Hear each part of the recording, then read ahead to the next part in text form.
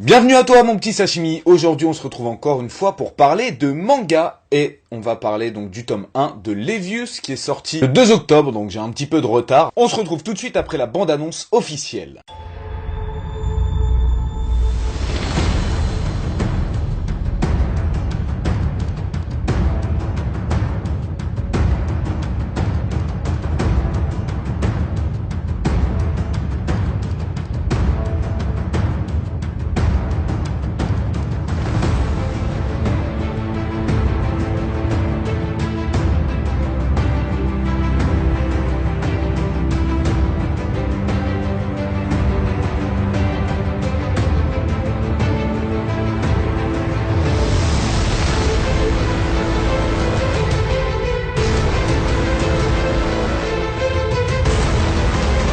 Donc Levius c'est fait par Haruhisa Nakata qui est tout simplement quelqu'un d'inconnu qui n'a fait aucun manga aussi bien en tant que dessinateur ou scénariste, donc c'est vraiment son premier manga. Et pour cette première histoire, il a décidé de nous plonger aux côtés de Levius Cronwell, qui est un jeune adulte qui vit avec son oncle prénommé Zack. Alors, Levius déjà ne démarre pas la vie de la meilleure des façons, puisque son père a été tué suite à une guerre, et sa mère est dans le coma, enfin elle est plongée dans le coma. Et tout ça à cause de lui. Donc ça n'arrange rien les choses. Et il y a quand même une chose qu'il sait très bien faire, le petit Levius, c'est qu'il est champion de boxe mécanique. Alors la boxe mécanique, qu'est-ce que c'est? C'est un sport qui est en vogue dans le manga en fait, c'est de la boxe, sauf que les humains ont sur eux des parties de robots qui sont complètement greffées. Alors certains ont des bras bioniques comme Levius, d'autres peuvent avoir toutes les jambes, ou encore d'autres leurs yeux complètement modifiés. Donc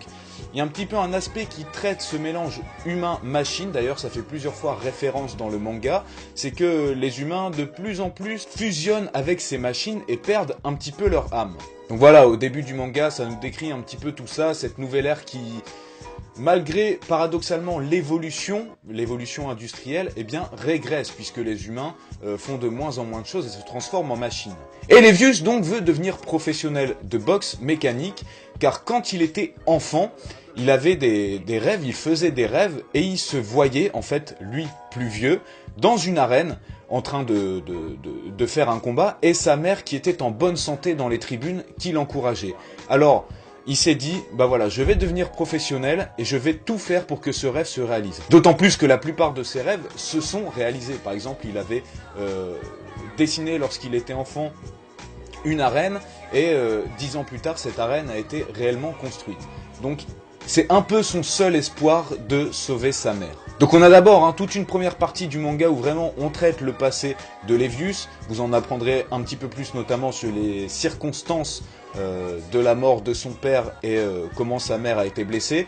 C'était un enfant quand même assez traumatisé. Donc ça a été assez bien décrit dans le manga.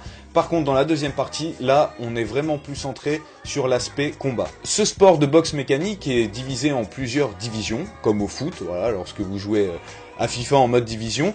Levius fait partie de la division 2, et il est 7ème, il est invaincu, et il va devoir faire un match pour monter en première division, où il n'y a que 13 participants, puisqu'un des participants est mort, donc il y a un combat au sommet. Levius va devoir affronter le premier de la division 2, et c'est un énorme gaillard, un monstre invaincu, et donc on se demande un petit peu comment Levius va pouvoir s'en sortir. Mais juste avant ça, ce gros balèze, comme je vous dis, un match contre je dirais un autre combattant totalement inconnu, et lors de ce match, eh bien, il se passe plusieurs choses et on apprend que ce participant en fait a des équipements donc mécaniques d'une société qui a été dissoute car elle a provoqué des guerres, et c'est cette société qui a provoqué le massacre du village de Levius et de la mort de son père et du coma de sa mère. Donc il rentre dans une rage totalement folle. Et c'est ce qui me donne putain d'envie de lire ce tome 2, ça va être le combat déjà. Levius, il est totalement vénère parce qu'il veut se venger, il veut en apprendre un petit peu plus, c'est normal. Et en plus, ça va être le combat pour accéder à la division 1. Donc j'ai vraiment bien aimé cette deuxième partie du manga qui traite un petit peu plus de l'aspect combat, un petit peu sport avec ce système de montée en division et tout. Et je sens qu'il va monter en division 1 et que là on aura une sorte de rivaux avec les 12 autres premiers de la division 1. Je pense que ça va être juste super intéressant. Bon, de toute façon, je pense qu'il va être obligé de gagner, puisque la plupart du temps, les combats se terminent par un mort. Donc, si je pense que comme il y a déjà 3 tomes en cours au Japon, ça va durer un petit peu plus de temps. Maintenant, d'un point de vue technique, au niveau du dessin, c'est juste magnifique. J'adore ce style de trait, un petit peu, vous savez... pas net, un petit peu brouillon, et je trouve ça magnifique, d'autant plus qu'il y a un jeu de flou et de perspective, puisque par exemple des fois c'est comme si c'était pris en photo, je dirais avec un appareil photo réflexe. Des fois vous aurez une image très nette au premier plan d'un personnage et derrière dans le fond très flouté, donc c'est super bien fait. En plus il y a des doubles pages notamment lors des combats, oh, elles sont juste sublimes. Donc l'édition est un petit peu plus grande qu'un manga normal, c'est chez Big Kana, donc ça vaut un petit peu plus cher, ça vaut bien entendu 13 €, mais ce qui m'a beaucoup surpris, c'est que c'est dans le sens de lecture occidentale, donc de gauche à droite. Alors je me suis posé la question, pourquoi est-ce que ils ont décidé de faire de gauche à droite? Peut-être parce que ça sort en France, mais dans quel cas je verrai pas l'intérêt, puisque tous les autres mangas se lisent de droite à gauche.